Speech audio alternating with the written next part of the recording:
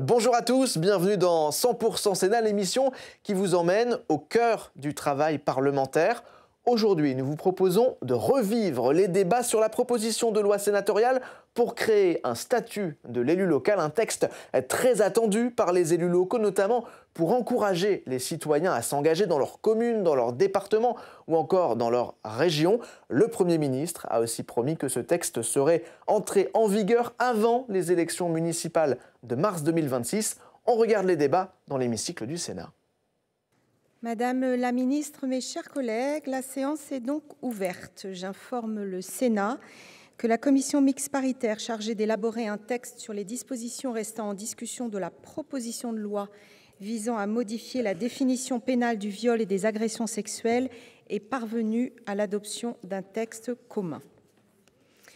L'ordre du jour appelle la discussion en deuxième lecture de la proposition de loi modifiée par l'Assemblée nationale visant à encourager, à faciliter et à sécuriser l'exercice du mandat d'élu local. Dans la discussion générale, je vais d'ores et déjà donner la parole à Madame Françoise Gatel, ministre de l'Aménagement du Territoire et de la Décentralisation.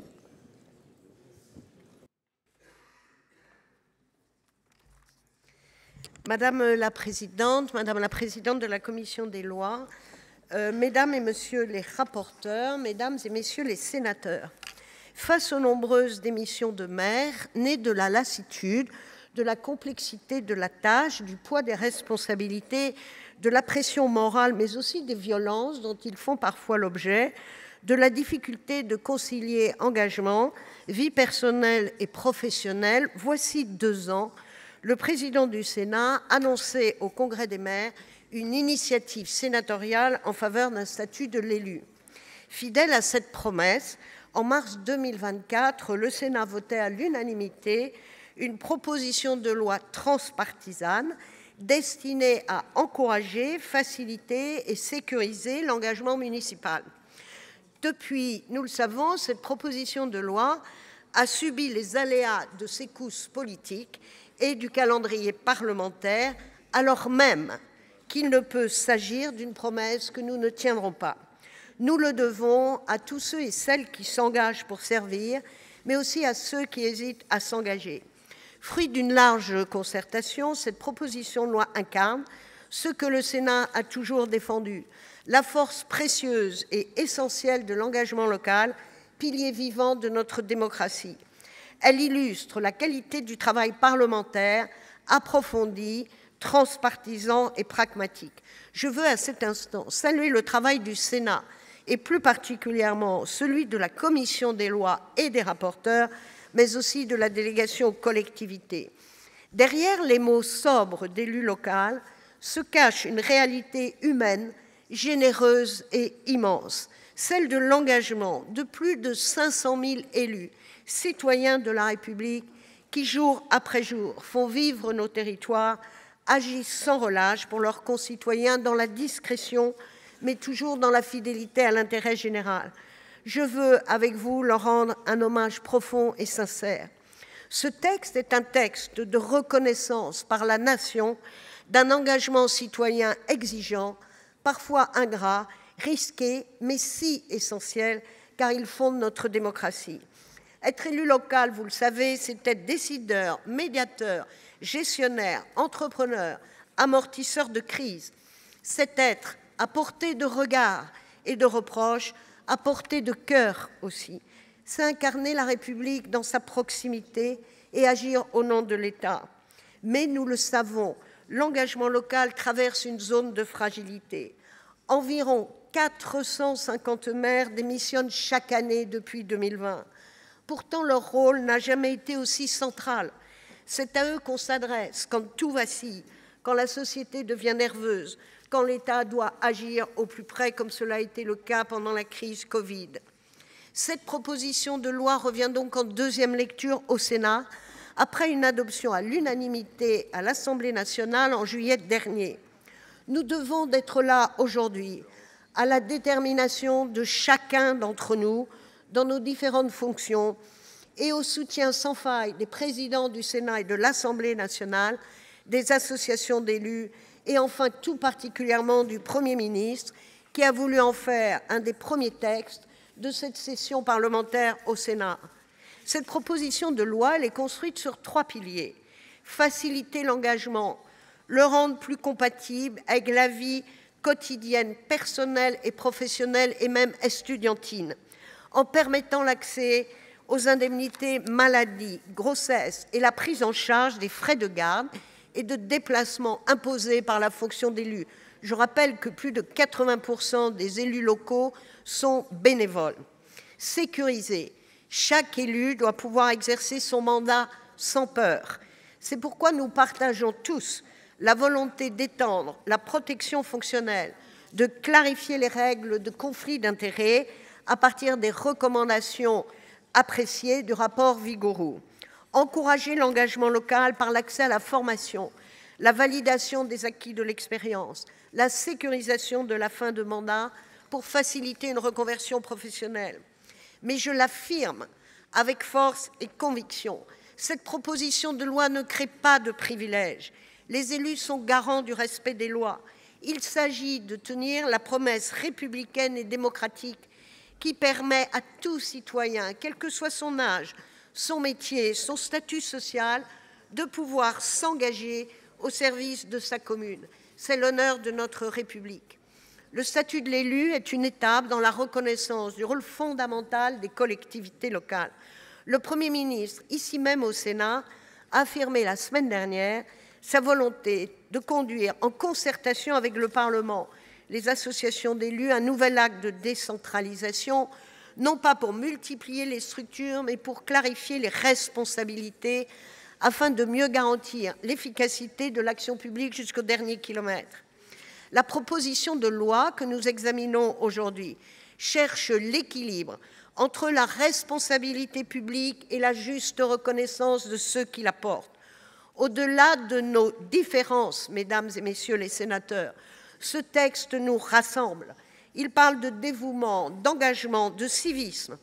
Il s'adresse à toutes celles et ceux qui, de la plus petite commune de France à la grande métropole, incarnent la République du quotidien et ne sont pas des notables, mais des serviteurs, des citoyens engagés pour servir. En l'adoptant, vous enverrez un signal clair, celui d'un État qui fait confiance à ses élus, d'une démocratie qui respecte ses serviteurs, d'une République qui se souvient de ce qu'elle leur doit. Il est de notre responsabilité de faire en sorte que demain, en mars prochain, encore des femmes et des hommes dans chaque territoire puissent dire « oui, je veux servir ». Je le dis en responsabilité et en confiance. La prospérité de ce texte n'a pas été et n'est pas un long fleuve tranquille, vous le savez. Mais le temps court. Dans quelques mois, des élections municipales auront lieu. L'attente de ce texte, qui chemine depuis un si long moment, est forte et sa prospérité rapide engage notre responsabilité collective. Des différences d'appréciation entre l'Assemblée nationale, le gouvernement et votre Assemblée existent naturellement. Mais je ne doute pas que nous saurons ensemble les surmonter, trouver des voies d'accord pour garantir dans le temps voulu la prospérité de ce texte, de la reconnaissance de la nation à ses serviteurs. La démocratie locale, nos élus locaux le valent bien. Il est temps de conclure, nous le leur devons. Je vous remercie. Merci Madame la Ministre. Je vais donc maintenant donner la parole à Madame Anne-Sophie Patru, rapporteure de la Commission des lois, pour 3 minutes.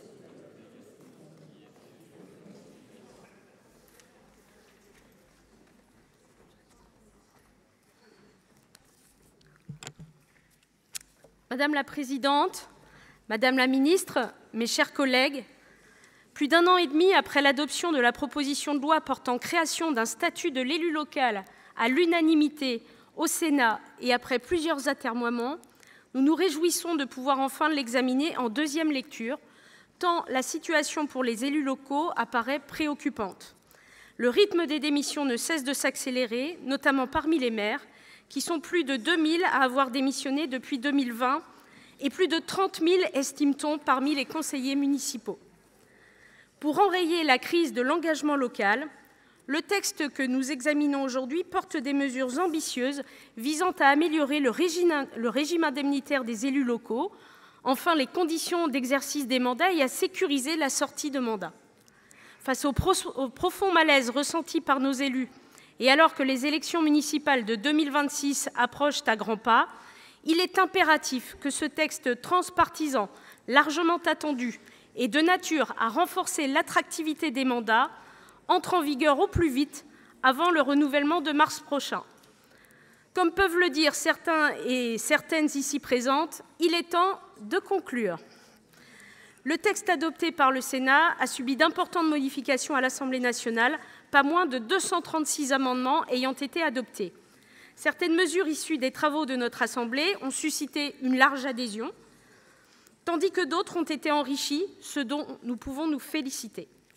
A contrario, d'autres dispositions, pourtant indispensables, ont été revues à la baisse, voire supprimées. Pour cette deuxième lecture, la Commission a suivi la méthode de travail suivante. Elle s'est attachée à préserver l'équilibre ainsi que l'esprit initial du texte. À cet effet, nous avons fait le choix de rétablir les dispositifs adoptés par le Sénat lorsque ceux-ci présentaient un caractère plus ambitieux, tout en maintenant certains apports bienvenus introduits par l'Assemblée nationale. J'en viens maintenant au premier axe de la proposition de loi relatif à l'amélioration du régime indemnitaire des élus locaux. Nous nous félicitons des accords de principe trouvés avec les députés, concernant par exemple la majoration de la durée d'assurance retraite des élus locaux, très attendue. Nous regrettons en revanche certaines modifications apportées, qui ont par exemple revu à la baisse la revalorisation des indemnités de fonction des maires et de leurs adjoints. La Commission a toutefois, dans un esprit de compromis, adopté à l'identique ce dispositif, compte tenu de la situation budgétaire actuelle.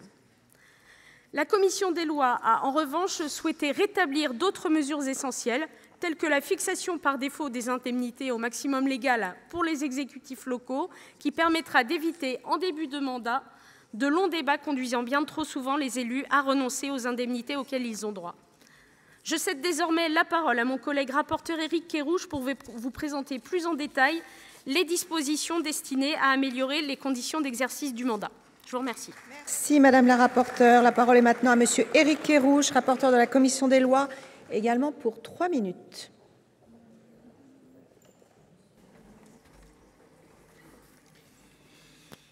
Madame la Présidente, Madame la Ministre, chers collègues, je vais donc pour ma part aborder le deuxième axe du texte qui est consacré justement à l'amélioration des conditions d'exercice du mandat. Les améliorations de nature matérielle qui ont été prévues par le texte ont fait l'objet, et on peut s'en féliciter, d'une large convergence entre les deux assemblées. Je pense notamment au remboursement obligatoire par les collectivités des frais de transport engagés par les élus locaux, assorti d'une compensation par l'État au bénéfice des communes de moins de 3 500 habitants. De la même façon, les députés ont opportunément complété le dispositif que nous avions prévu à l'article 6 bis, qui aligne les droits et les garanties des conseillers d'arrondissement sur ceux des conseillers municipaux. D'autres améliorations concernent spécifiquement les élus locaux qui poursuivent une activité professionnelle en parallèle de leur mandat. C'était l'un de nos objectifs, tel par exemple celle prévue à l'article 9, qui complète le régime des autorisations d'absence dont bénéficie un élu salarié pour se consacrer à son mandat, ou encore l'article 11 bis, qui permet la prise en compte des mandats électifs locaux pour les affectations et les mutations dans la fonction publique de l'État. Si la plupart de ces mesures ont fait l'objet d'un consensus entre nos assemblées, il n'en demeure pas moins que cela n'a pas été toujours le cas. La Commission a donc tenu, dans ces hypothèses, à revenir, dans la mesure du possible, au dispositif qui avait été voté par le Sénat lorsque ceux-ci s'avéraient plus protecteurs pour les élus locaux.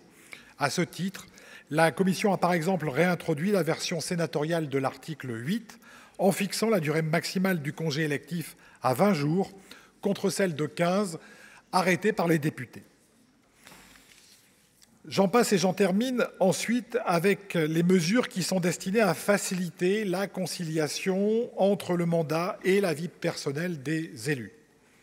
Je prendrai ici l'exemple de l'article 16 qui facilite la prise en charge des frais de garde pour les élus locaux.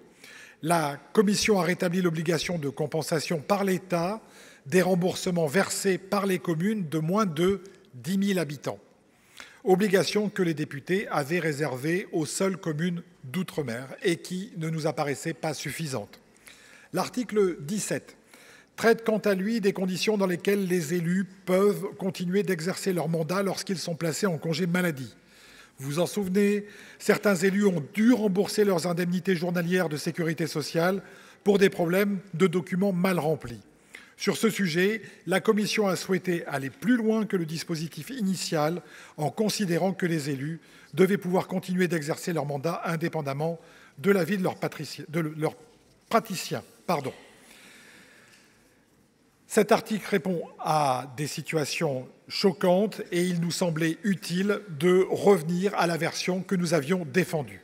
Je vous remercie de votre attention et nous allons maintenant passer à la troisième partie du texte avec Jacqueline Eustache-Brinio.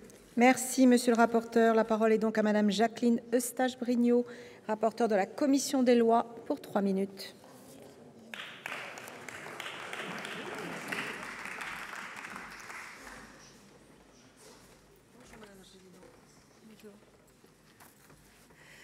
Madame la présidente, madame la ministre, chers collègues, il m'appartient donc à présent de vous présenter les mesures visant à sécuriser l'engagement des élus. Les articles 18 à 18 bis traitent d'un sujet important, celui de la représentation de la prise illégale d'intérêts et plus largement de la prévention des conflits d'intérêts. Nous partageons en la matière le même objectif, la définition de dispositifs en phase avec les réalités des actions des élus, qui n'entravent pas de façon disproportionnée les travaux qu'ils mènent au service de l'intérêt général. Et ce, sans renier bien évidemment la nécessité de sanctionner les cas d'atteinte avérée à la probité.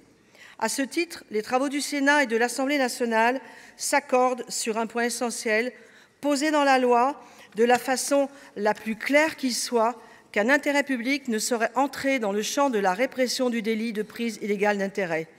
Il s'agit là d'une révolution copernicienne. J'appelle chacun sur ces bancs à en mesurer la portée, car c'est une évolution très substantielle de notre droit. Par ailleurs, la Commission a entendu revenir sur diverses mesures d'assouplissement du régime de prévention des conflits d'intérêts dans le cadre des délibérations des organes délibérants des collectivités territoriales. En première analyse, la rédaction de ces dispositions introduite par l'Assemblée nationale ne nous paraissait pas pleinement aboutie et elle posait de réels problèmes techniques. Vous avez toutefois été nombreux, mes chers collègues, à déposer des amendements visant à rétablir ces dispositions. Nous entendons bien évidemment vos préoccupations partagées par certaines associations d'élus. Cependant, le texte adopté par les députés est porteur d'effets pervers qui iraient à l'encontre du but que nous recherchons tous, apporter enfin de la sécurité juridique aux élus. C'est la raison pour laquelle nous vous proposerons des amendements aux articles 18 et 18 bis A visant à tenir compte de ces préoccupations tout en préservant la robustesse juridique des dispositifs. Parallèlement, la Commission a réintroduit les avancées obtenues en première lecture par le Sénat concernant l'octroi automatique de la protection fonctionnelle pour l'ensemble des élus. J'en viens désormais au volet relatif à l'accompagnement des élus locaux dans le respect des principes déontologiques. Sur ce point, la Commission a par exemple rétabli le pré-remplissage de la déclaration de patrimoine à la HATVP afin d'alléger les contraintes administratives pesant lourdement sur les élus. Je terminerai en évoquant le dernier axe de la proposition de loi, dont l'objectif est de mieux sécuriser la sortie du mandat. Le texte de la Commission permettra notamment d'entériner l'éligibilité de l'ensemble des élus locaux à la démarche de validation des acquis de l'expérience. Nos débats seront en outre l'occasion d'acter des évolutions sur la situation des élus privés d'emploi à l'issue de leur mandat. Mes chers collègues, nous sommes revenus à l'esprit initial ayant présidé à l'élaboration de la proposition de loi, tout en conservant les apports judicieux introduits par l'Assemblée nationale. Le texte que nous vous proposons d'adopter comporte des mesures ambitieuses qui, j'en suis convaincue, sauront répondre aux attentes exprimées par les élus et revaloriser leur engagement. L'ensemble est protecteur pour nos élus, cohérent, complet, et en cela, il demeure fidèle à l'ambition initiale du Sénat et vise bien la création, d'un véritable et très attendu statut de l'élu local. Madame la ministre, mes chers collègues, je vais vous demander de vous installer, s'il vous plaît, parce que je vais reprendre la séance. J'informe le Sénat qu'une candidature pour siéger au sein de la délégation sénatoriale à prospective a été publiée. Cette candidature sera ratifiée si la présidence n'a pas reçu d'opposition dans le délai d'1 heure prévu par notre règlement. Bien, nous commençons à l'article 1 avec un certain nombre de prises de parole sur article et je vais d'ores et déjà donner la parole à Monsieur Jean-François Longeot, donc du groupe Union centriste. Bien, merci Madame la Présidente, mes chers collègues, Madame la Ministre. Il est des dossiers qui transcendent les clivages politiques. Le statut des directeurs de cabinet, tout comme la création d'un véritable statut d'élu local, entre dans cette catégorie. Les deux sont complémentaires, il me semble pertinent de rappeler leur cohérence. La proposition de loi visant à clarifier et à sécuriser le rôle des collaborateurs de cabinet en collectivité territoriale de messieurs Cédric Vial et Jérôme Durain exprime un souhait clair, reconnaître aux directeurs de cabinet une autorité fonctionnelle sur des services dans leur champ naturel de compétences, notamment la communication, le protocole. L'adoption d'une telle proposition renforcerait de facto le statut et les prérogatives des élus en général. C'est dans la droite ligne de cette proposition de loi que nous examinons aujourd'hui. Le texte de M. Cédric Vial et Jérôme Durain est nécessaire afin d'aller au bout du travail engagé sur le statut de l'élu local. Et c'est bien sûr à ce titre que j'exprime le souhait qu'il soit prochainement examiné. Je vous remercie. Je vous remercie, Madame Olivia Richard. Parole sur article. Je vous en prie, chers collègues. Merci Madame la Présidente. Alors que s'est tenue la semaine dernière la 43e session de l'Assemblée des Français de l'étranger, je voulais profiter de cette occasion pour saluer l'engagement des 442 conseillers des Français de l'étranger qui, partout dans le monde, représentent les quelques 3 millions de Français établis hors de France. Élus au suffrage universel direct tous les 6 ans, ces élus portent la voix de leur communauté auprès des postes diplomatiques et consulaires. 90 d'entre eux siègent à Paris 2 fois par an pour réfléchir à nos problématiques. Au sein de l'Assemblée des Français de l'étranger, il y a 2 ans, alors que je prenais la parole pour la première fois dans cet hémicycle, j'avais appelé à ne pas les oublier, car, mes chers collègues, j'ai un rêve, celui que certaines de ces dispositions du texte que nous examinons aujourd'hui pour renforcer le statut des élus locaux puissent s'appliquer aux conseillers des Français de l'étranger. J'avais donc ce rêve, mais on n'est pas là pour rêvasser, donc j'avais déposé des amendements qui ont été déclarés irrecevables. Je le regrette, et néanmoins, je voulais souligner que, mes chers collègues, nos conseillers des Français à l'étranger attendent eux aussi qu'on renforce leur statut et qu'on reconnaisse leur engagement. Et j'espère que dans les prochains mois, nous aurons l'occasion de le faire. Merci beaucoup. Merci à vous. Madame Hélène Conway-Mouret, pour parole sur article. Madame la Présidente, Madame la Ministre, mes chers collègues, je voudrais ici prendre la parole pour celles et ceux que nous oublions trop souvent lorsque nous parlons des élus locaux, les 442 conseillers des Français de l'étranger. Dès la première lecture de cette proposition de loi, j'avais en tête une série d'amendements qui auraient pu faciliter l'exercice de leur mandat. Mais vous le savez, ces élus ne relèvent pas du Code général des collectivités territoriales. Ils ne sont donc pas juridiquement considérés comme des élus locaux au même titre que leurs collègues de l'Hexagone, alors même qu'ils exercent partout dans le monde un mandat de proximité au service de nos compatriotes. Plus de 10 ans après la loi de 2013 que j'ai portée et qui a parachevé la représentation des Français de l'étranger en créant cette catégorie d'élus, il est grand temps de tirer toutes les leçons de l'expérience de la décennie passée et de consolider leur statut. C'est à cette reconnaissance que je consacre une partie importante de mon travail. Je pense au renforcement de leur formation, notamment en leur permettant de disposer du droit individuel à la formation des élus déjà ouvert aux élus locaux. Je pense à la reconnaissance des compétences acquises grâce au mandat à travers la validation des acquis de l'expérience et l'accès à la 3e voie des concours de la fonction publique. Je pense aussi au respect du protocole républicain en veillant à ce que les postes diplomatiques informent et associent systématiquement les élus aux cérémonies et visites officielles dans leur circonscription. Je pense également à l'actualisation de leur indemnité de frais de mandat afin qu'elle couvre les frais réels qu'ils engagent pour être au plus proche de leur communauté. Un mot enfin sur le renforcement des moyens humains de l'Assemblée des Français de l'étranger afin que ces commissions disposent d'un appui administratif digne d'une véritable assemblée consultative. Ces femmes et ces hommes exercent leur mandat avec dévouement, malgré des moyens limités. Alors, si ce texte ne peut les concerner directement, qu'il soit au moins l'occasion de rappeler l'importance d'ouvrir, à brève échéance, un chantier législatif spécifique sur le statut des élus des Français de l'étranger. Et je vous remercie. Je vous remercie. Monsieur Simon Uzenat. Merci Madame la Présidente, Madame la Ministre. Cet article 1er a été modifié par l'Assemblée nationale. Alors, il faut le dire, pour des soucis d'économie, avec la limitation de la revalorisation des indemnités des maires pour les seules communes de moins de 20 000 habitants. Ce qui peut apparaître et ce qui est une mesure de justice. Nous avions été quelques-uns à le dire lors des débats dans cet hémicycle. Vous étiez à l'époque co-rapporteur, Madame la Ministre. Et il nous était apparu qu'une revalorisation systématique et générale de 10% avait tendance à accroître les écarts déjà très importants entre les maires des plus grandes communes et ceux des plus petites. Parce que nous avons là aussi l'habitude de le dire, les ennuis, pour rester polis, sont inversement proportionnels à la taille de la commune. Et quand nous observons le temps passé, l'énergie déployée par les maires des plus petites communes, en effet, ces derniers méritent un soutien accru. C'est ce que cet article 1er propose de faire. Pour autant, nous aurions pu aller plus loin, c'est ce que nous sommes quelques-uns à penser, parce que même avec cette revalorisation, les élus en question sont en deçà du SMIC horaire quand on rapporte leur indemnisation au temps effectivement passé. C'est une réalité qu'il convient de prendre en compte. Et puis, d'autre part, ce que beaucoup d'élus aussi nous disent, c'est l'écart très net entre la rémunération, l'indemnisation des maires et la rémunération des directeurs généraux des services, qui là aussi pose quand même un sujet de nature démocratique. Ce ne sont pas évidemment les mêmes rôles, mais pour autant la responsabilité est éminente pour les maires. Et donc la question, sans doute à moyen terme, en tout cas de l'alignement de ces indemnisations et rémunérations, devrait être posée.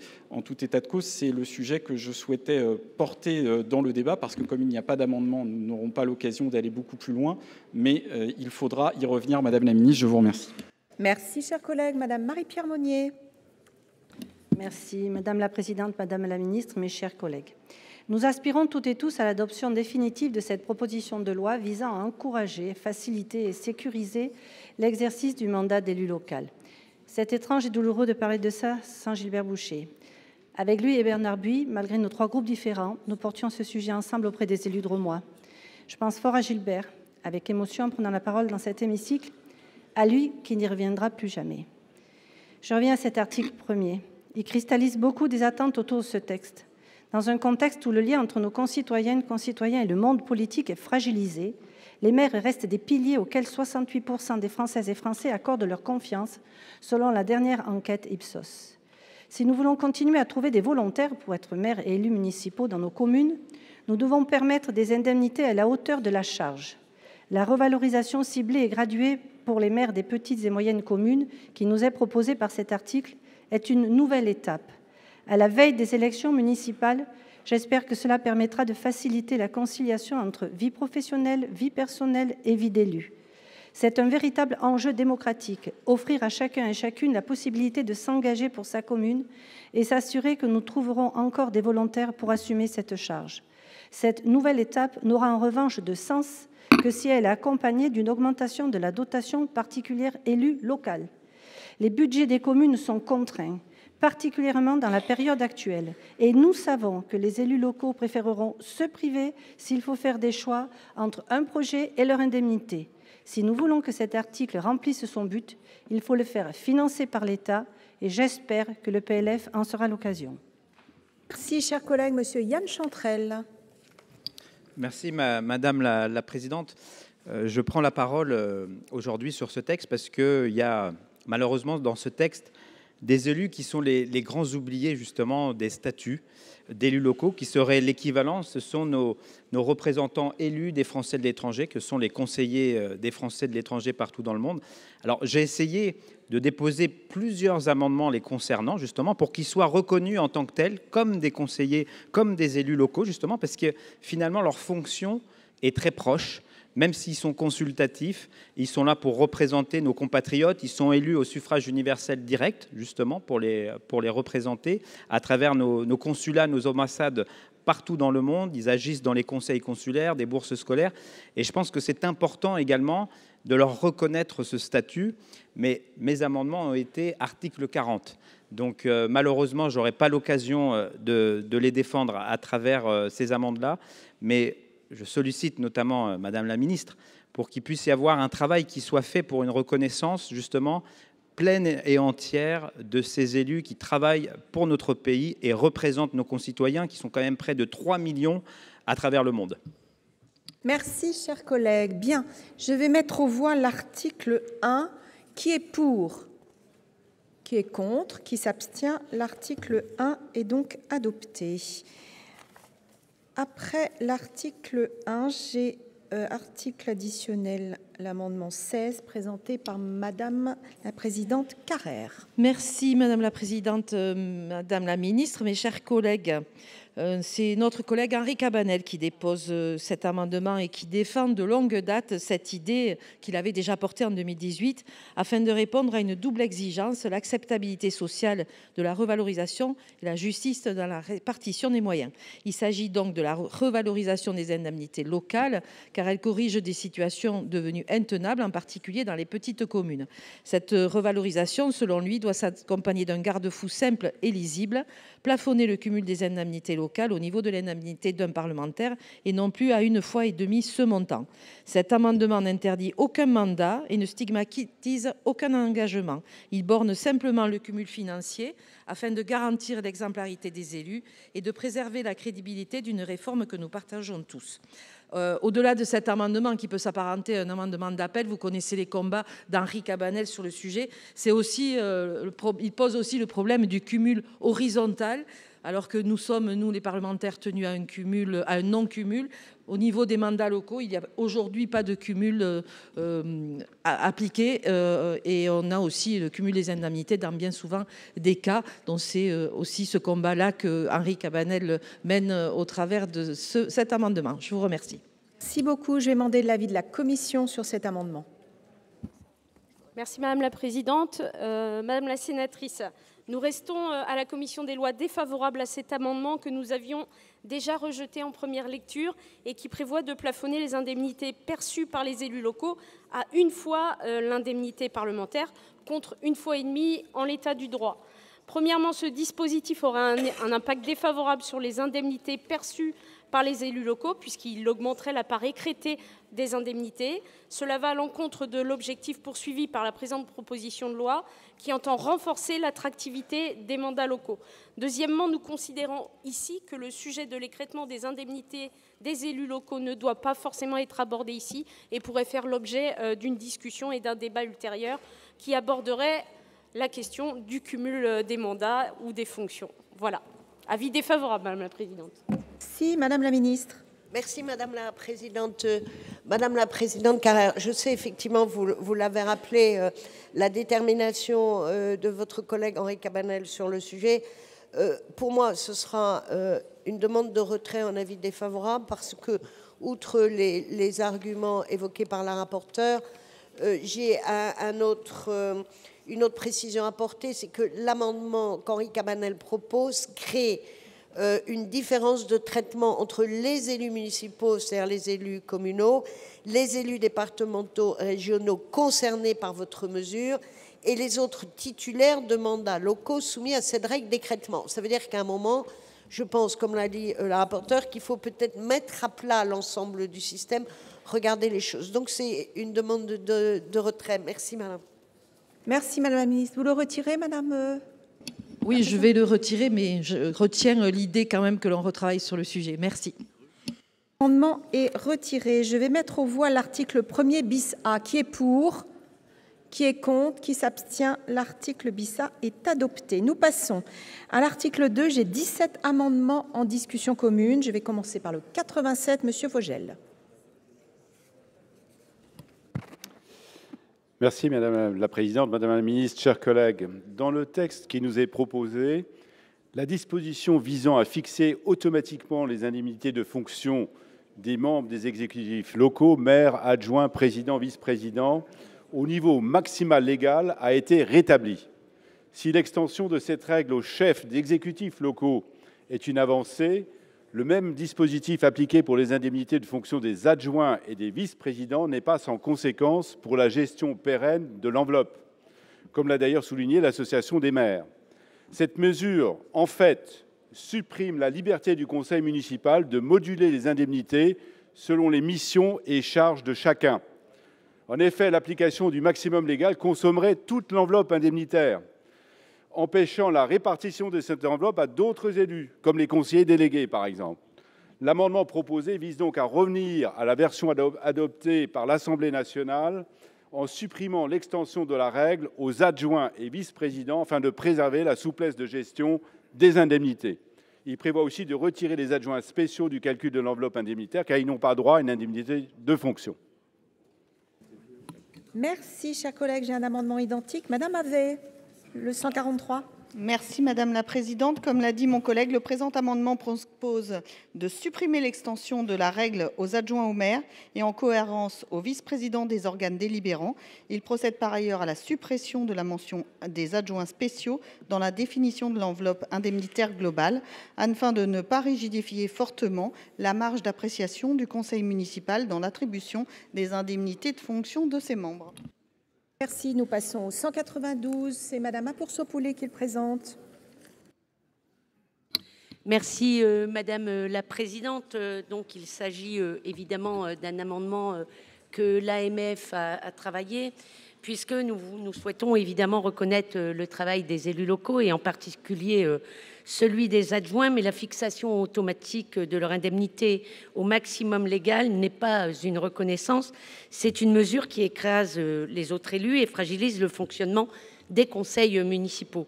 Dans la majorité de nos communes, celles de moins de 100 000 habitants, cette règle absorberait toute l'enveloppe indemnitaire. Résultat, les conseillers municipaux délégués, pourtant titulaires d'un droit à indemnité, dès qu'ils reçoivent une délégation, n'auraient évidemment plus rien. C'est injuste, c'est contraire à la collégialité et c'est un mauvais signal envoyé à ceux qui s'engagent au service du quotidien de nos concitoyens.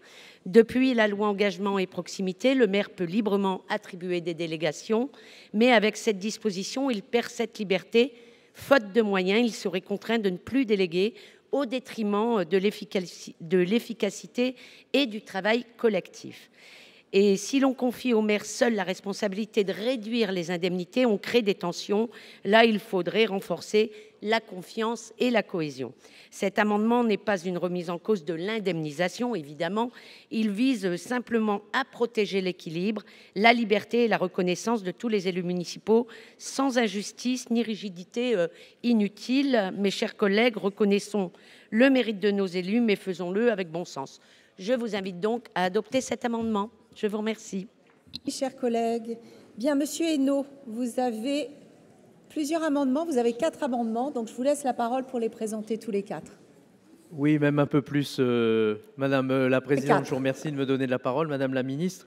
Donc, dans le même esprit de ce qui vient d'être exprimé, je m'exprime pour les amendements 111, 117, 118, 119, 121, 123, 124, 127, 128 rectifiés, et ça concerne l'enveloppe indemnitaire. Vous êtes les uns et les autres intervenus dans la discussion générale. Et effectivement, il s'agit aussi de veiller à revenir à la rédaction initiale et notamment faire en sorte que l'extension de la règle aux chefs d'exécutifs locaux et aux maires est louable, mais cette extension de l'enveloppe indemnitaire pour les indemnités de fonction des adjoints au maire et des vice-présidents conduit, si on l'applique strictement, à rigidifier fortement la marge d'appréciation du conseil municipal dans l'attribution des indemnités de fonction à ses membres. Ça a été dit précédemment.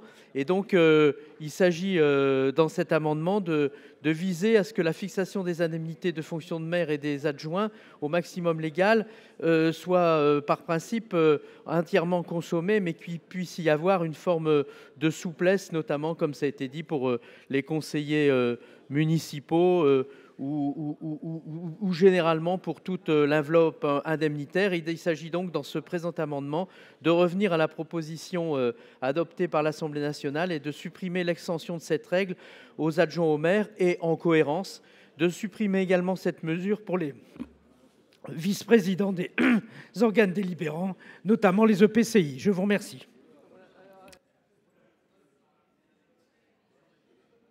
qui m'arrive dans la gorge. Je vous remercie. Monsieur Hainaut, est-ce qu'on peut considérer que vous avez présenté de façon globale l'ensemble de vos amendements? On est d'accord? Bien, nous continuons donc avec Monsieur Gontard pour le 183. Oui, merci Madame la Présidente. C'est un amendement qui va, qui touche aux mêmes problématiques. Et donc cet amendement vise, comme le prévoyait la version du texte à l'Assemblée nationale, à supprimer la possibilité pour le conseil municipal de voter une délibération permettant de réduire les indemnités des élus. Parce que nous, on pense que en fait, la problématique, c'est sûr que dans une enveloppe fermée qui ne peut pas évoluer, forcément, il y a cette tentation. Mais le fait qu'on porte ça, de la discussion dans un conseil municipal, pose un certain nombre de problèmes, puisque l'ensemble des élus ne sont pas au même niveau. Certains peuvent avoir besoin de l'indemnité, d'autres n'en auront peut-être pas forcément besoin. Et donc, pour nous, on devrait fixer l'indemnité pour l'ensemble des élus et ne plus pouvoir y toucher. Donc voilà, c'est le sens de cet amendement. Merci. Merci, Monsieur Gontard. J'ai l'amendement 249 qui est présenté par la Commission. C'est un amendement rédactionnel, Madame la Présidente. Je vous remercie. Et donc, je crois... Non, le 104. Nous continuons avec l'amendement 104. C'est Madame Silvani qui le présente. Je vous en prie. Madame la Présidente, Madame la Ministre, mes chers collègues, cet amendement, travaillé avec l'Association des maires de France, vise à supprimer les dispositions qui prévoient la fixation par défaut de l'indemnité du président et des vice-présidents d'intercommunalité à leur maximum légal. Elles sont tout simplement en contradiction avec les règles actuelles de calcul de l'enveloppe indemnitaire globale. Soyons clairs, fixer d'office les indemnités du président et des vice-présidents d'intercommunalité au maximum légal n'est pas une mesure de reconnaissance. C'est une machine à créer des problèmes. Elle est en contradiction avec le calcul de l'enveloppe indemnitaire globale prévue par le Code général des collectivités territoriales. Autrement dit, elle met les présidents et les vice-présidents dans l'impossibilité de respecter la loi dès leur installation. Et ça, c'est absurde. Et ce n'est pas de la technocratie, c'est de la rigidité qui écrase le terrain. Mais il y a plus grave. Cette mesure pèse sur tous les autres élus communautaires. Dans la majorité des intercommunalités, notamment celles de moins de 100 000 habitants, les indemnités des conseillers délégués et des membres du bureau sont prélevées sur la même enveloppe. Fixer automatiquement le maximum pour les présidents et vice-présidents, c'est spolier de fait la marge de manœuvre des conseils et c'est mettre les présidents en difficulté, c'est fragiliser l'équilibre du fonctionnement collectif. Cet amendement ne remet pas en cause, bien sûr, l'indemnisation. Il défend la cohérence, la liberté et l'équilibre financier des intercommunalités. Il refuse que la reconnaissance des élus devienne un piège, un carcan légal qui les met en porte-à-faux dès leur prise de fonction. Mes chers collègues, reconnaissons l'engagement de nos élus, mais faisons-le avec intelligence et bon sens, pas avec des règles qui les étouffent dès le départ. Je vous remercie. Merci, chers collègues. Monsieur Fargeot, amendement identique, le 135. Merci. Merci Madame la Présidente, Madame la Ministre. Alors, cet amendement vise les dispositions qui modifient l'article L5211-12 du CGCT et expose le principe selon lequel le président et les vice-présidents disposeraient de l'indemnité maximale. Cela est en contradiction, bien évidemment, avec les règles de calcul de l'enveloppe indemnitaire globale dans les intercommunalités, telles que prévues au second alinéa de ce même article. D'autre part, elle pose aussi la question de l'indemnisation des conseillers communautaires, les conseillers communautaires délégués, membres du bureau, ainsi que les autres conseillers communautaires dans les EPCI de moins de 100 000 habitants. Ainsi, cette disposition risque de mettre en difficulté les présidents des communautés et des métropoles, s'agissant notamment des indemnités des vice-présidents et des élus délégués au moment de l'installation du conseil. Merci, chers collègues. Et enfin, le dernier amendement identique, Madame Havet, le 142.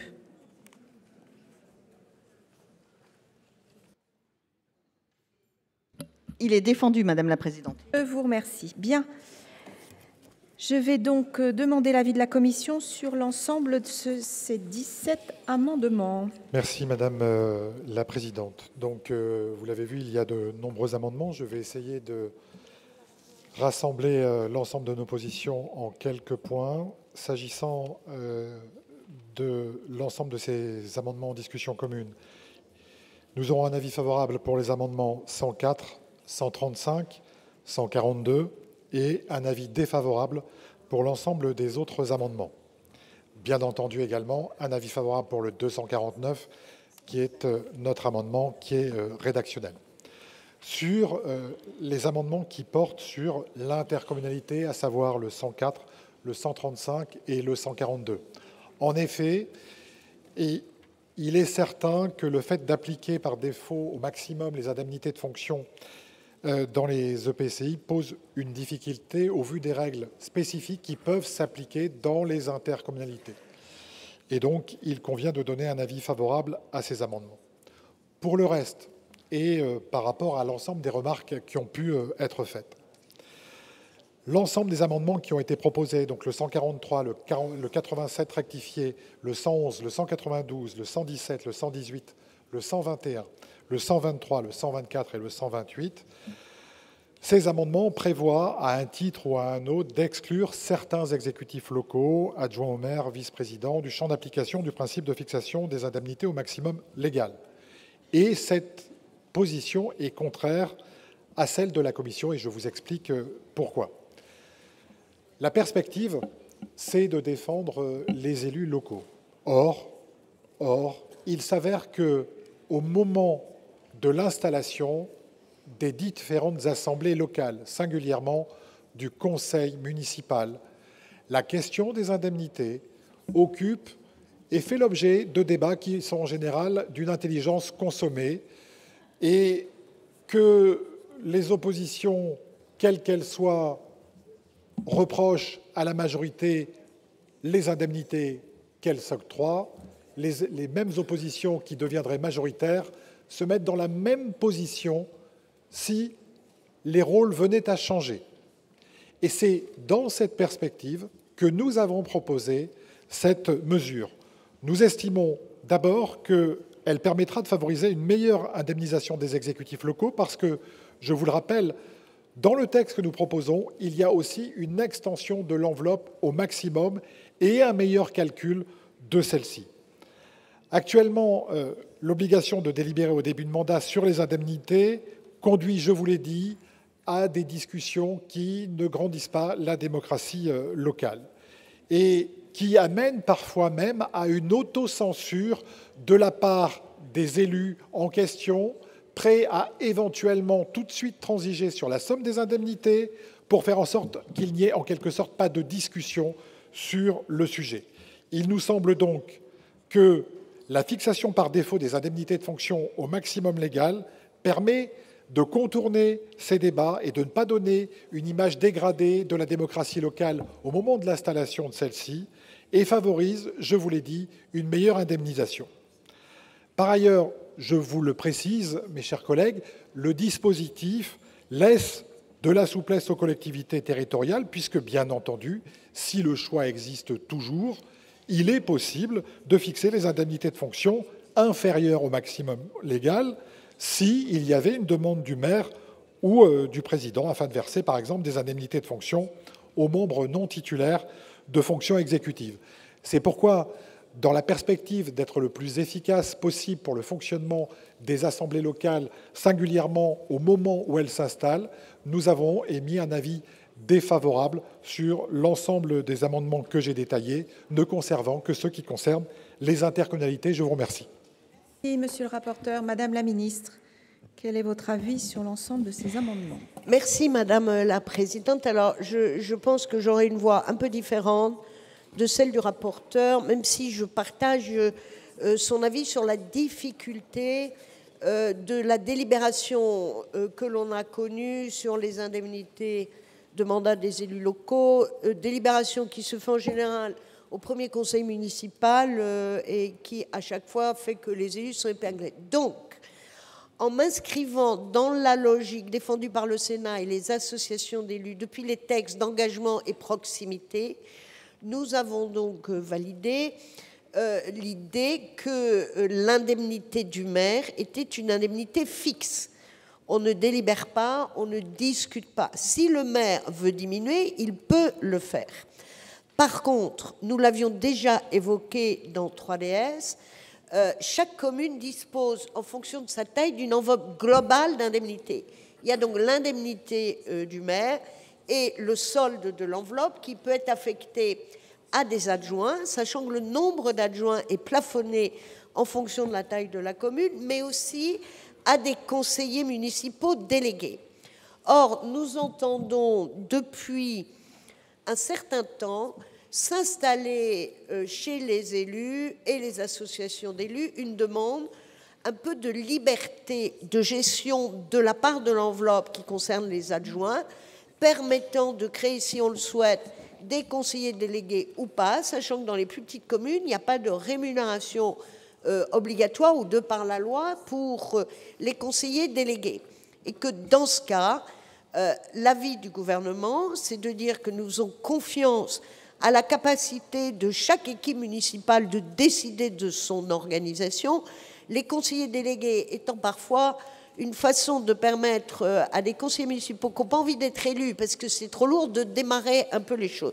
Donc mon avis va être un peu différent, vous l'avez compris, de celui du rapporteur. Donc, sur les premiers amendements, les amendements de M. Vogel et de Mme Havet, 87 rectifié terre et 143, c'est un avis favorable pour les raisons que j'ai évoquées, notamment la liberté d'appréciation des conseils municipaux dans la détermination. Pour les autres, je vais les citer pour être très clair, pour le 192, celui de Mme Cukierman, la demande est celle de demande d'un retrait pour s'aligner sur les deux amendements que je viens de citer, à savoir 87 rectifié terre et 143. Ensuite, je précise, pardonnez-moi, mais comme il y a beaucoup d'amendements, c'est mieux, sans celui de M. Hainaut, même question sur lequel, voilà, mon avis est positif, mais une demande de retrait pour un alignement sur les 87 rectifié terre et 143. 117, c'est la même chose. 118, toujours de M. Hainaut, c'est aussi un retrait au profit de 87 rectifié terre et 143. 119, M. Hainaut, je vous remercie de l'intérêt que vous portez à ce sujet. C'est la même chose. M. Gontard, c'est un avis défavorable, puisque là, il s'agit de voter une délibération pour fixer des indemnités des élus à un montant inférieur au taux légal. Nous pensons qu'il est préférable de choisir la liberté locale. 121 rectifié, M. Hainaut, idem. Retrait au profit des 87 rectifié terre et 143. 123, M. Hainaut, c'est la même chose. 104, 135, 142 sont les amendements de M. Fargeot, Mme Cukierman et Mme Havet. C'est une demande de retrait au profit des amendements 143 et 87 que j'ai déjà cités. 124, M. Hainaut, même chose. 127, M. Hainaut, j'ai l'impression de faire une distribution des prix. Retrait au profit des 87 rectifié terre et 143. Et M. Hainaut, 128 rectifié, même chose. Je demande, c'est une demande de retrait en faveur des 87 rectifié terre et 143. Je vous remercie. Bien, merci Madame la Ministre. Bien. Alors, monsieur, j'ai quelques demandes d'explication de vote. Monsieur Vial, je vous en prie, Monsieur Cédric Vial. Oui, merci Madame la Présidente, Madame la Ministre, mes chers collègues. Je voudrais juste intervenir à ce stade pour aller dans le sens de Madame la Ministre, pour dire qu'on a besoin quand même à la fois de règles, mais on a besoin aussi de laisser de la liberté et de la souplesse à nos élus. Je suis un peu inquiet de cette règle automatique obligatoire pour l'ensemble de l'exécutif, puisqu'on constate, et je pense qu'on le constate tous dans nos communes, une tendance depuis 1 ou 2 mandats à avoir de plus en plus recours aux conseils délégués afin de permettre à un maximum d'élus au sein des conseils municipaux de pouvoir participer à l'action municipale. Le fait de voter une enveloppe bloquée va probablement créer des difficultés, puisqu'il faudra que le maire prenne la décision, fasse voter la décision de réduire l'enveloppe des adjoints pour pouvoir avoir des conseillers délégués. Alors qu'aujourd'hui, on a une enveloppe qui permet de rémunérer les adjoints et les conseillers délégués. Et donc, je pense que c'est une contrainte que l'on impose et qu'on va imposer aux élus, qui va rendre plus de difficultés que ça va régler de problèmes. Donc, il me semble important qu'on puisse aller dans ce sens, qu'on vote une indemnité maximale pour le maire, c'est bien. Le maire pourra prendre la décision, s'il le souhaite, de pouvoir lui aussi contribuer au pot pour financer les conseillers délégués. Mais je pense assez dangereux, à vrai dire, de prendre une telle décision sans avoir aucune étude d'impact sur le nombre de conseillers délégués qui existent aujourd'hui dans nos collectivités. Et je pense qu'ils sont très nombreux, ils sont de plus en plus nombreux, et sans avoir du tout étudié l'incidence que ça aurait sur ces conseillers délégués. Je pense que ce serait une mesure néfaste, même si l'intention est louable, et je la reconnais, monsieur le rapporteur, l'impact serait néfaste pour l'ensemble de nos collectivités, pour l'implication des élus au sein des exécutifs locaux. Merci, monsieur Vial. Monsieur Dantec, pour explication de vote.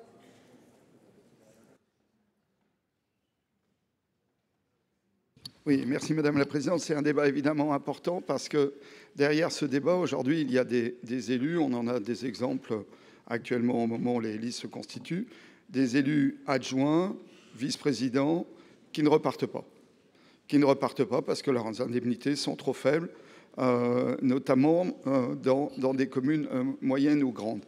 En fait, il ne faut pas croire que le conseil municipal est totalement libre de ce qu'il vote. Il hérite d'une situation. Et moi, je veux insister sur ce point. Il hérite des indemnités du mandat d'avant. Et si le mandat d'avant, les indemnités étaient faibles, il y a peu d'équipes qui vont prendre le risque politique pour leur première délibération de monter les indemnités. Et ça, je peux vous en parler. La ville de Nantes, il se trouve, et c'est mon expérience, était dans ce cas pendant très très longtemps. Ce qui veut dire qu'en fait, on a un faux débat. On a un faux débat sur le fait de penser que finalement, de manière totalement souveraine, le conseil municipal va faire ce qu'il veut. Non, il est sous la pression, évidemment, des électeurs, il est sous la pression des équipes d'avant et de ce qu'elles avaient fait, et je pense qu'il n'y a qu'un moyen d'en sortir, c'est un barème national unique, non discuté, et une enveloppe dédiée qui correspond à ce barème national. Si, tant qu'on n'en sera pas là, on piège beaucoup d'équipes municipales, notamment les nouvelles équipes, et derrière, et c'est la situation actuelle, et on en a des dizaines d'exemples, des élus qui se retrouvent adjoints à vice-président avec des charges extrêmement lourdes et qui n'ont absolument pas d'indemnité à la hauteur de leurs fonctions. Donc, moi, je pense que c'est le sens, Madame la Ministre, de l'amendement de Guillaume Gontard, de supprimer au maximum la capacité de décider localement, non pas pour remettre en cause la souveraineté des équipes municipales, mais pour les sortir du piège qui est qu'elles sont héritières du système d'avant. Et je pense que c'est une bonne chose pour la démocratie et qu'après, il faut effectivement que l'enveloppe, c'est plus sur l'enveloppe, à mon avis, qu'il faudrait qu'on travaille pour que l'enveloppe corresponde à la grille, point barre. Mais tant qu'on ne fera pas ça, on perdra des élus qui n'ont absolument pas les moyens, comme adjoints ou vice-présidents, d'assurer aujourd'hui leurs fonctions. Si, chers collègues, bien, je n'ai plus de demande d'explication de vote. Monsieur le corapporteur, je vous en prie.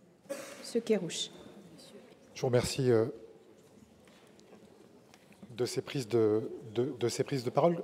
Juste deux précisions à donner, notamment après l'intervention de notre collègue Cédric Vial.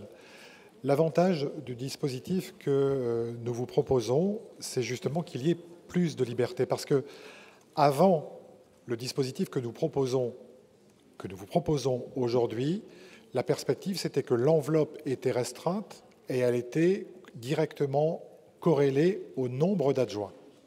Ce n'est plus le cas dans le système que nous proposons. L'enveloppe est maximale et le maire choisit à l'intérieur de celle-ci de prendre des adjoints ou, s'il veut se passer d'adjoints, de prendre des délégués supplémentaires, mais l'enveloppe, elle, reste au maximum, ce qui est une aide considérable pour le maire au moment où il fait les choix initiaux. Deuxième point, je vous le répète, je pense que nous avons tous vécu cette situation. Cela va éviter une première séance qui est caricaturale, en mal de ce qui peut se passer dans les assemblées locales, et je mesure mes mots. Et dernier point, puisque Madame la ministre est là, et c'est juste pour faire passer déjà cette petite musique, on parle des indemnités, mais bien entendu, la question des indemnités ne prendra sens que si, dans le même temps, dans le cadre de la discussion budgétaire, une place nouvelle est attribuée à la question de la DPEL, mais ceci était une incise. Merci. Merci, monsieur le rapporteur. Madame Tituani, pour explication de vote. Oui, merci, Madame la Présidente. J'ai envie d'applaudir Madame la Ministre pour ce dossier sur la revalorisation des indemnités d'élus.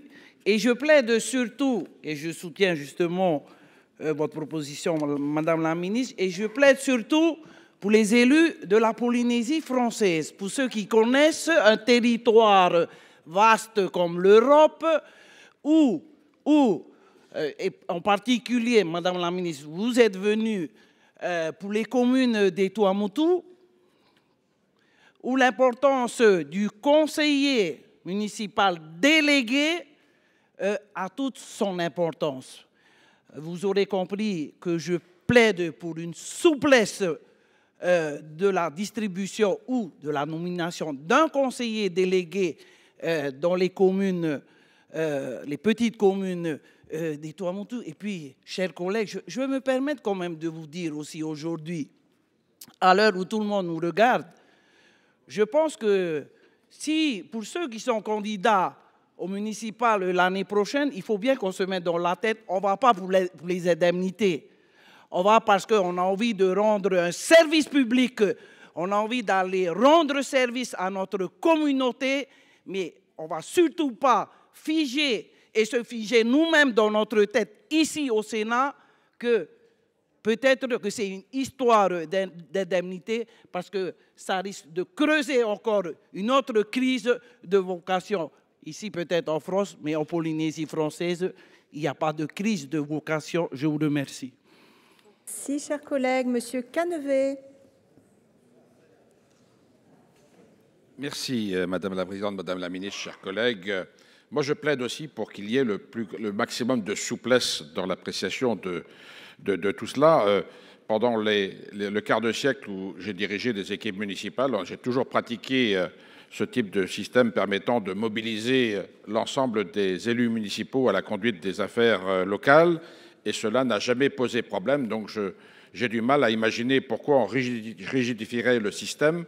Et cela est encore plus vrai à l'échelon communautaire, où on voit bien qu'il est nécessaire de pouvoir impliquer de plus en plus les élus. Et aujourd'hui, le système est extrêmement corseté, tel que si on ne pratique pas cette modulation des enveloppes, eh bien, on se retrouve en difficulté pour pouvoir mobiliser le plus grand nombre d'élus communautaires à la bonne marche de la communauté. Donc moi, j'invite l'ensemble des collègues à adopter ce système de souplesse qui est vraiment le système qui permet de fonctionner au mieux et d'exercer avec le plus de liberté possible dans les exécutifs locaux. Merci, Monsieur Canevet. Madame Cukierman. Merci, Madame la Présidente, Madame la Ministre, mes chers collègues. Tout d'abord, je crois qu'il faut nous prémunir. De quelle souplesse parlons-nous? Nous sommes sur un texte qui doit permettre à plus de monde, demain, de devenir élu. De quelle souplesse parlons-nous si nous voulons que des salariés, demain, deviennent des élus sans perdre du pouvoir d'achat? De quelle souplesse parlons-nous si nous voulons demain que des jeunes femmes puissent devenir élues tout en ne perdant pas de l'argent pour des frais de garde d'enfants? De quelle souplesse parlons-nous pour toutes celles et tous ceux qui, devenant élus, voient leur contrat de travail réécrit parce qu'ils souhaitent passer d'un temps complet qu'ils avaient initialement à un temps partiel, 80-50%. C'est ça la réalité. Et la réalité d'aujourd'hui n'est pas celle d'hier. Et effectivement, il y a 20, 30 ans, tout ceci se passait très bien. Et on le sait aujourd'hui dans la crise politique qui est celle de notre pays, dans une société qui est de plus en plus consumériste. Oui, la question des indemnités des élus fait fortement débat.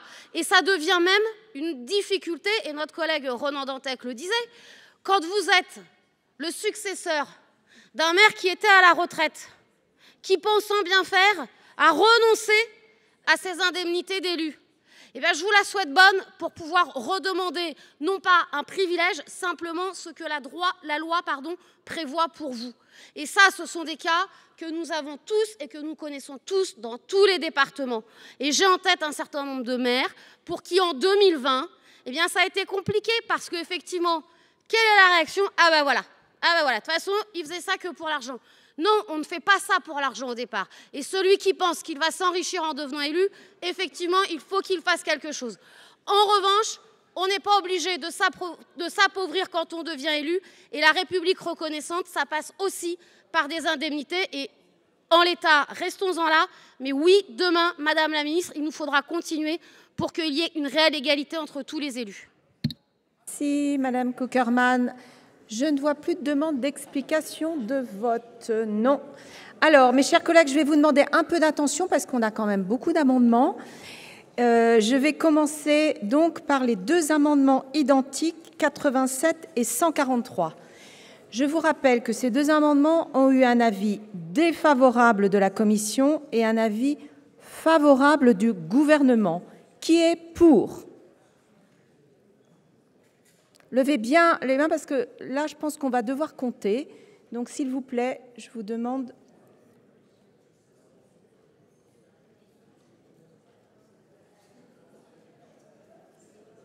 Il y a aussi, là aussi, hein, à gauche, les communistes. Vous avez vu compter.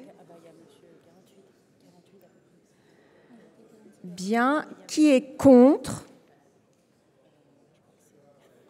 Qui s'abstient? Eh bien, ils sont adoptés et ils font tomber tous les amendements restants. Merci, on a été très vite, hein, du coup. Bien, nous allons continuer, mes chers collègues, par le vote donc de l'article 2.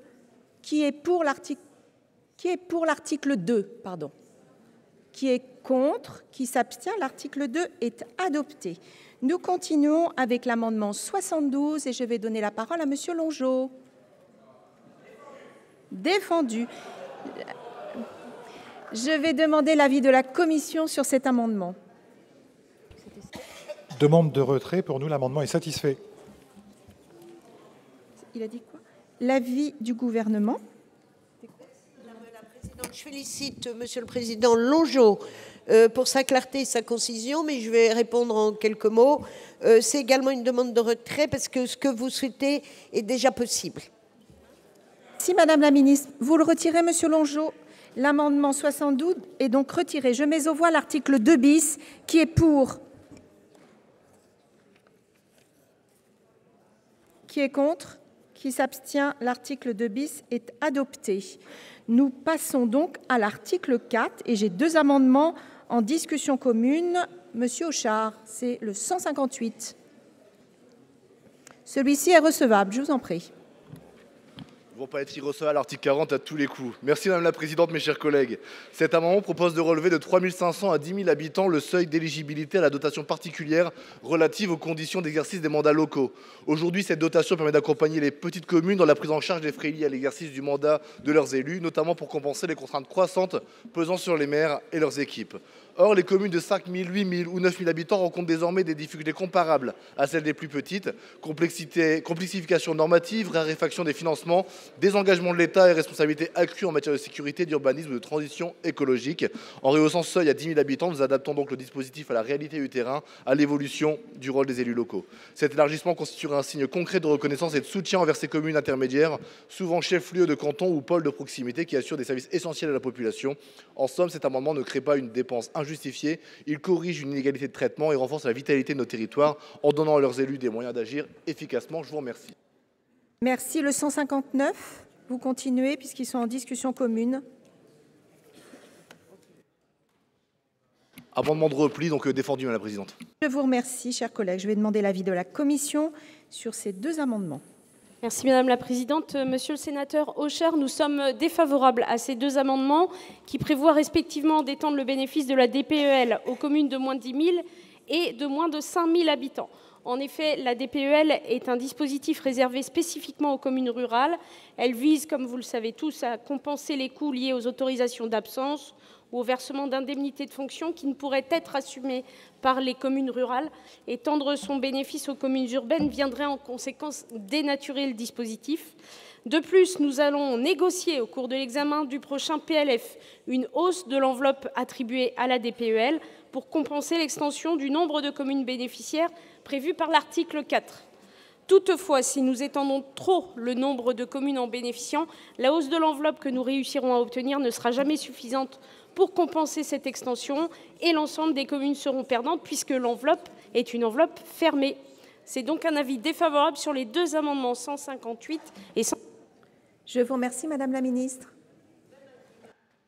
J'ai deux avis défavorables. Je passe le 158 qui est pour, qui est contre, qui s'abstient. Il n'est pas adopté. Le 159, même vote. Même vote. Il n'est donc pas adopté. Nous continuons avec le 155. C'est Monsieur Blanc qui le présente. Je vous en prie. Merci Madame la Présidente. C'est un amendement extrêmement simple. On a les uns et les autres adopté le fait de soutenir les communes qui peuvent avoir des difficultés pour financer la hausse des indemnités pour les élus. Je crois que c'est quelque chose d'extrêmement important, effectivement, de créer des conditions qui permettent dans toutes les communes à ce que le débat soit serein. Cet amendement vise à consolider effectivement les choses pour les communes rurales, mais de rappeler aussi qu'il y a un certain nombre de communes dans notre territoire où les élus sont quelquefois sollicités très fortement tout au long de l'année, notamment les élus des communes ayant des quartiers prioritaires, et que dans ces communes, aujourd'hui encore, pour les 500 premières éligibles à la DSU, et notamment la DSU cible, on a des budgets qui sont extrêmement compliqués à construire. Et donc, d'un côté, on a des épargnes difficiles qui sont quelquefois même au bord de l'épargne négative. Et de l'autre côté, on autorise effectivement une augmentation des enveloppes. Si on fait un geste pour le milieu rural et le milieu rural qui connaît des difficultés, je crois qu'il faut aussi qu'on soit capable d'adresser un message extrêmement clair pour les élus qui sont dans des communes urbaines qui connaissent aussi de grandes difficultés. C'est le sens de cet amendement. Monsieur Blanc, je vais demander l'avis de la commission sur l'amendement. Présidente, Monsieur le sénateur, pour les mêmes raisons que tout à l'heure, ce sera un avis défavorable. Il nous semble qu'il serait plus aisé d'augmenter l'enveloppe destinée à la DSU plutôt que de passer sur un passage de la DSU vers la DPEL. Donc, avis défavorable. Du gouvernement. Merci Madame la Présidente.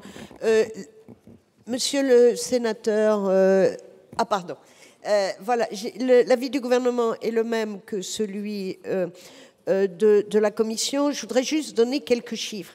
La DPEL, vous le savez, vise les communes rurales, donc les plus petites communes, et je voudrais donner, sans nier les vrais sujets et les difficultés des communes éligibles à la DSU, donner la différence de dotation. Une commune dite rurale bénéficie d'une dotation de 62 € par habitant et une ville qui bénéficie de la DSU a une dotation de 107 € par habitant. Donc je pense qu'on a là un élément qui nous permet d'apprécier la nécessité de venir aider les plus petites communes sur la DPEL. Donc c'est un avis négatif. Enfin, c'est une demande de retrait, sinon un avis défavorable, Monsieur le sénateur. Merci Madame la Ministre. Monsieur Blanc, pour explication de vote, je vous en prie. Juste un élément simple. C'est vrai qu'on peut regarder la DSU, mais si on regarde l'ensemble des frais annexes, et notamment des charges auxquelles l'État oblige, contraint les communes DSU, j'en prends une. Les exonérations foncières.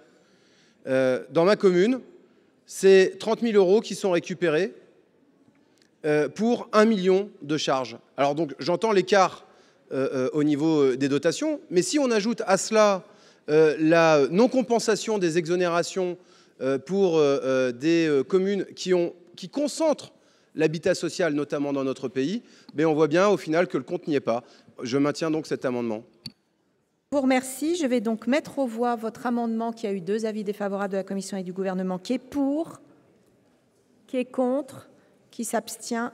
Il n'est pas adopté. Monsieur Vogel, l'amendement 85. Madame la présidente, madame la ministre, chers collègues, cet amendement vise à supprimer l'alinéa 8 de l'article 4 qui prévoit la remise par le gouvernement d'un rapport relatif aux coûts supportés par les communes pour les missions exercées par les maires au nom de l'État. Ce rapport me paraît inutile à la fois d'un point de vue pratique et d'un point de vue juridique. D'abord, sur le plan pratique, nous allons débattre bientôt du projet de loi de finances et notre Assemblée sera appelée à plancher prochainement sur de nouveaux textes pour nos territoires. La remise d'un rapport, à ce moment-là, risque de prolonger des débats largement documentés. Ensuite, sur le plan juridique, le Conseil constitutionnel a rappelé que les missions exercées par les maires en tant qu'agents de l'État ne constituent ni un transfert de compétences, ni un transfert de charges au sens de l'article 72.2 de notre Constitution. Elles n'entrent pas, par conséquent, dans le champ du droit à compensation prévu par ce même texte pour respecter leur libre administration. Il n'y a donc pas de raison de faire de rapport. Merci, chers collègues. L'avis de la commission sur cet amendement. Merci Madame la Présidente. Monsieur le sénateur, une fois n'est pas coutume, notre avis sera favorable à la remise du rapport, donc défavorable sur votre amendement. Premièrement, nous tenons à rappeler que le maire consacre environ 10% de son temps aux missions exercées au nom de l'État. Selon une estimation de la DCT du Sénat, il s'agit de missions historiques exercées de longue date par les maires et ce n'est pas aux communes d'en supporter le coût alors qu'elles font face, je le rappelle, à des difficultés budgétaires qui ne cessent de croître. Il faut à tout le moins pouvoir estimer les coûts pesant sur les communes et liés à ces attributions. Et une fois cette estimation effectuée, nous insistons néanmoins sur la nécessité de créer dans la loi de finances 2026 une contribution de l'État visant à compenser ces charges pour les communes, ce que nous ne pouvions faire directement dans la loi ordinaire. L'avis est donc défavorable. Merci, Madame la Ministre. Merci, Madame la Présidente. Monsieur le sénateur Vogel, vous proposez donc de supprimer une demande de rapport. Nous allons... le Premier ministre, en entrant en fonction, a adressé un courrier à tous les maires disant qu'il était évident, et c'était un fait, que les maires exerçaient des fonctions qui relevaient des fonctions de l'État et qu'il convenait de traiter ce sujet. Donc, sans doute, vraisemblablement, je vais le dire comme ça, que dans le cadre du PLF, nous aurons à discuter de ce sujet. Donc, plutôt qu'un rapport, je préfère une action, si je puis dire, dont la valeur sera à débattre, enfin à la fois la valeur de reconnaissance et la valeur. Je rappelle toutefois que nous aurons à raisonner dans des ajustements de budget, mais dans un équilibre global. Donc c'est une demande de retrait, monsieur le sénateur, comme l'a fait la... Ah non, je me suis trompée. Vous êtes favorable, Madame la Ministre, là, dans vos propos? Alors donc, comme je le disais, comme vous le compreniez, comme je ne le disais pas, c'est un avis favorable. Voilà. J'avais le droit à une hésitation, c'est fait. Je vous remercie. Alors, Monsieur Vogel, je vous en prie. Je vous comprends très bien, Madame la Ministre. Bien, je vais mettre aux voix l'amendement de Monsieur Vogel qui a eu un avis défavorable de la Commission, mais un avis favorable du gouvernement. Qui est pour? Alors, levez bien la main, parce que là aussi, il y a... Qui est pour? On va compter.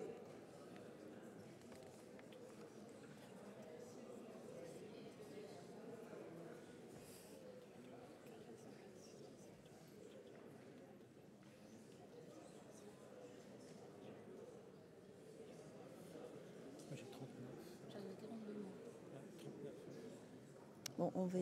Qui est contre?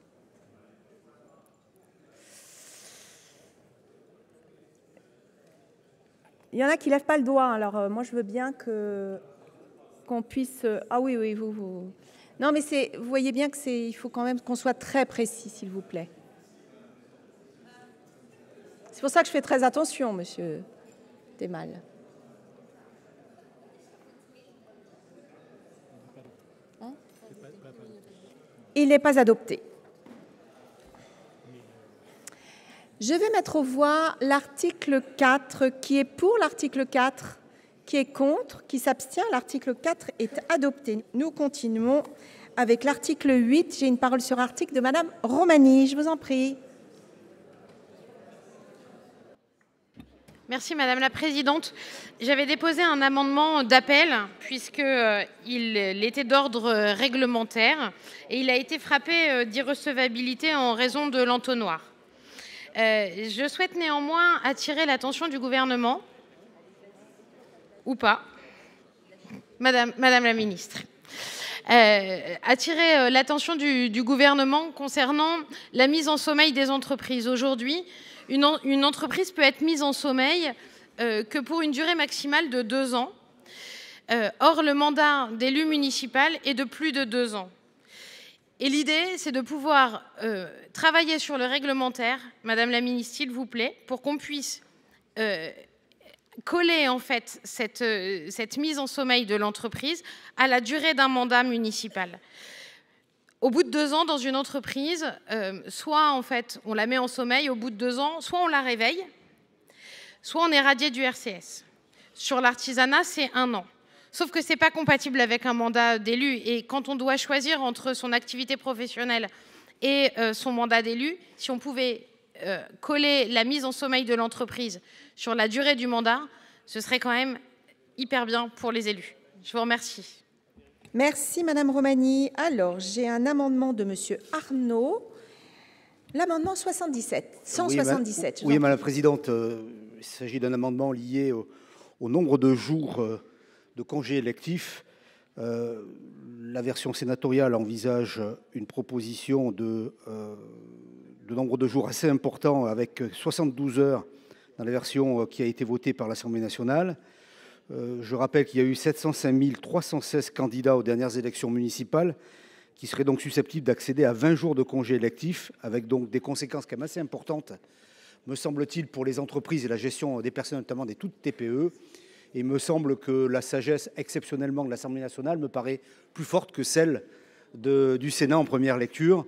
Ne poussons pas trop non plus trop loin les droits, entre guillemets, des candidats lors des élections municipales au détriment des entreprises, avec des risques de réaction très importantes des TPE qui pourraient dissuader un certain nombre de leurs salariés à être candidats. Donc je pense qu'il faut qu'on trouve un bon équilibre, et le rétablissement de la version Assemblée nationale me paraît plus équilibré que les dés très avancés et les pions très avancés du Sénat en la matière. Une fois n'est pas coutume. Merci Monsieur Arnaud. Quel est l'avis de la Commission sur cet amendement? Merci Madame la Présidente. En l'espèce, si j'entends les arguments qui viennent d'être défendus par notre collègue, la perspective c'était d'harmoniser cette temporalité qui deviendrait donc la même quel que soit le type d'élection.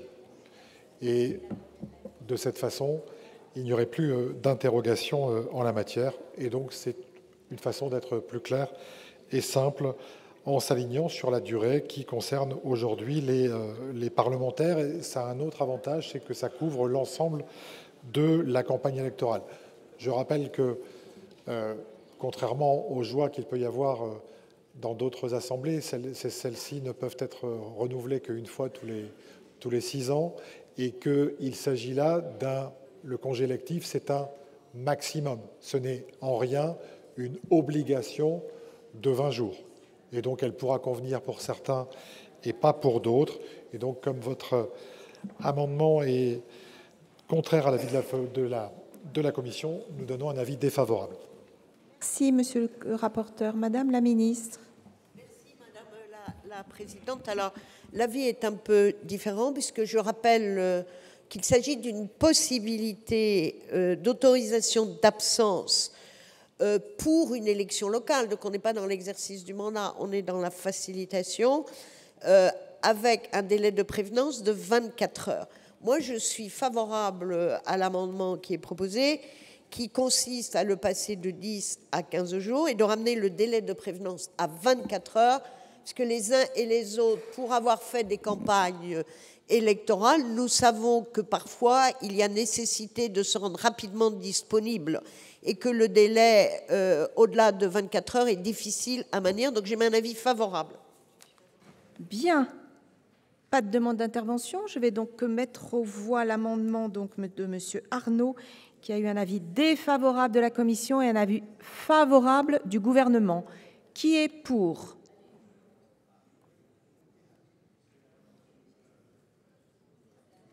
Qui est contre? L'amendement n'est pas adopté. Nous continuons avec M. Dossus, l'amendement 150. Oui, merci Madame la Présidente. En effet, cet article 8 liste les différentes élections auxquelles l'employeur devra laisser aux salariés un temps nécessaire pour participer aux campagnes électorales lorsqu'il est candidat. Mais depuis la réforme du mode de scrutin Paris-Lyon-Marseille, à Paris, Lyon et Marseille, 2 élections ont lieu le même jour. Une élection pour le conseil municipal, qui est bien listée dans les élections auxquelles le candidat pourrait obtenir, le salarié pourrait obtenir des congés, mais il n'y a pas l'élection au conseil d'arrondissement. Et donc, pour éviter toute forme de contentieux entre l'employeur et le salarié qui serait candidat à ces mairies d'arrondissement, je propose d'ajouter donc la campagne pour les élections des arrondissements de Paris, Lyon et Marseille. Merci. Quel est l'avis de la commission? C'est un ajout tout à fait pertinent dans le cadre de la nouvelle loi PLM. L'avis est favorable. Merci. L'avis du gouvernement? Favorable. Cet amendement de M. Dossus, qui est pour? Qui est contre? Qui s'abstient? Il est adopté. Je mets aux voix l'article 8. Qui est pour? Qui est contre? Qui s'abstient? L'article 8 est adopté. Voilà pour cette proposition de loi visant à créer un statut de l'élu local, un texte adopté par le Sénat en 2e lecture. Il doit maintenant retourner à l'Assemblée nationale. Pour plus de détails et d'analyses sur ce texte, je vous donne rendez-vous sur notre site internet. 100% Sénat, c'est fini pour aujourd'hui. Merci de nous avoir suivis. Très bonne journée sur Public Sénat.